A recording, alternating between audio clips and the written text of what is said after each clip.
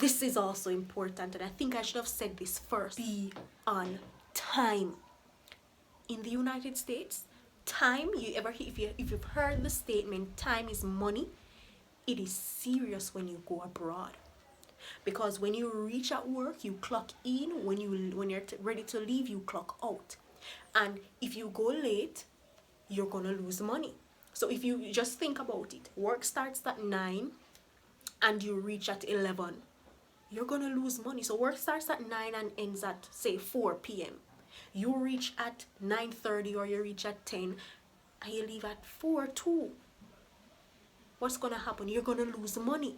So always be on time. Yes, you might be late a few times. Sometimes you may even oversleep. Let me tell you that that's gonna happen a few times. But always be in contact with your supervisor or with your manager, so that if you're running late, you can say, Miss or Sir, so and so, I'll be late. I'll be a few minutes late tomorrow, or I'm on my way. I'm gonna be a little bit late, but I'm on my way. Americans love when you communicate with them too. Please communicate. They are not, the managers and the supervisors, they are the best persons to work with. Some of the best persons to work with. You can talk to them. They will give you advice. They are sociable human beings. So always ensure you have the contact number of your supervisor, your manager, or their email address, so that you can always be in contact with them. Okay? My next point to you guys, go there and I want you to enjoy yourself. Enjoy your work environment. You might not want to work in a hotel and clean bathroom, clean toilet. You might not want to spread bed or do laundry, but you're not there for your entire life. That's what I told myself. I'm not there for my entire life. I'm just doing this for a few months. And go there. You see, what I love about Americans too, they do not discriminate. For the most part, they don't discriminate whatever job you're doing. They don't discriminate you because of your job or your status. So you're cleaning bathroom, you're spreading bed, be confident. I'm spreading bed. This is the aim.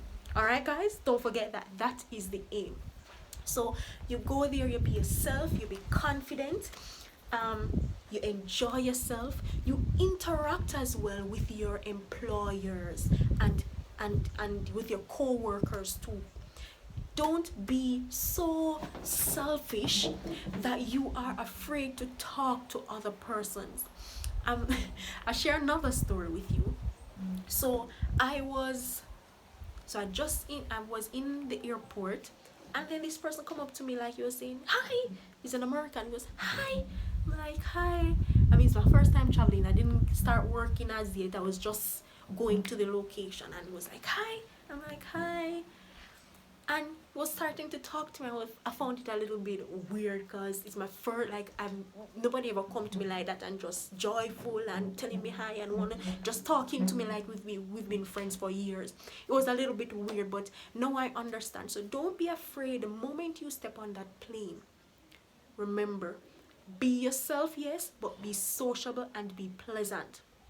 Also, when you're on the plane going to your location and coming back to your destination, guys, don't be afraid to interact with the person you're sitting close to. Speak with them. Hi, how are you? Oh, I'm Jody, and this is one thing I did not do, and I guess I would say I regret it. I would be more sociable as it relates to that aspect. So don't be afraid to, hi, what's your name? Where are you from? Oh, I'm from Jamaica. And talk about the beach and the seas. They love to talk about that. The food, talk about those things. I really, guys, next, this is so important. Try to remember the names of your employers and your co-workers. This is not only useful for the US work environment, but it is also useful throughout life, wherever you go in the world. When you remember somebody's name and you can refer to them by name, it shows that you care. So always remember their name. Alright? Don't be afraid. And if you forget their name, don't be afraid to say, what's your name again? Remind me. I'm trying to stick your name in my head so that I can remember it. Don't be afraid to ask. Next is so very important as a J1 student. Don't take anything personal. Let me repeat that for you. Guys, don't take anything personal. Why I'm saying this is because you're going to have a few bad days and you might interact with a few customers who they might say something that you don't like, or your who you work with, they might say something that you don't like or behave in a particular way that you really didn't like. But guys, never you take anything personal, especially when you're on that program. It's a learning process, so be open to learn, be willing to learn, ask questions, meet new people, connect with other persons. Americans, they don't really use WhatsApp like us Caribbean persons, so they might ask you for what's your Snap code. So if you're not on Snap from now, please, I'm asking you to go ahead and join Snap, join Instagram, be a little more techie and social media. Is you understand? So go ahead, be a part of that, because they're going to want to connect. And don't start connecting. This is something that I would have done if I was to do the program again. I would have tried to get the contact information of some of my co-workers from before I was leaving, so that you could talk to them and develop a kind of relationship and rapport before you will leave. So meet new people. Do not come back to your home country, guys, and you don't even have the Snap code of one person over there that you know or that you've met. Meeting new people is great. Next, guys, to survive the US work environment, please, guys, do not leave your home and don't have any breakfast. Have your breakfast, get enough rest, arrive to work on time.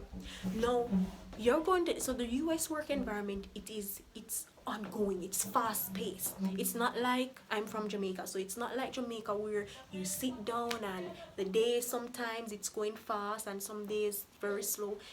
Yes, sometimes abroad when you're working, some days will be fast, some days will be slow, but for the most part, you always have to be on the go.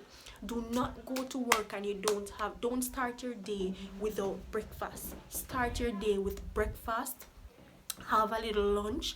If it's even a snack bar that you can purchase at Walmart or a supermarket, go ahead and purchase that. Have some tea or drink some orange juice before you start work, because let me tell you something, guys. You see, if you're hungry, you will not be able to function effectively, and it's going to affect your work performance. It's going to affect your efficiency. So ensure that you have breakfast.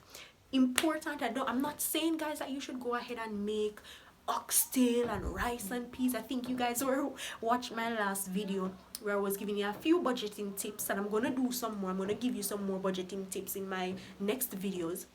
But I was giving you some budgeting tips and you saw me eating rice and chicken. No, that ain't gonna happen every day. Some days you just have to prepare maybe a pancake, or you might not even be able to go on the stove to cook because you're running late. You might wake up late and you'll be running late, so you might have to just grab a snack bar or a cereal or a fruit. So always have fruits, guys. When you go, ensure you purchase substantial food. Purchase fruits. Sometimes I will be walking to work and I'm having my grapes, or if it's banana or whichever fruit, you have it while you're walking, so you have some energy.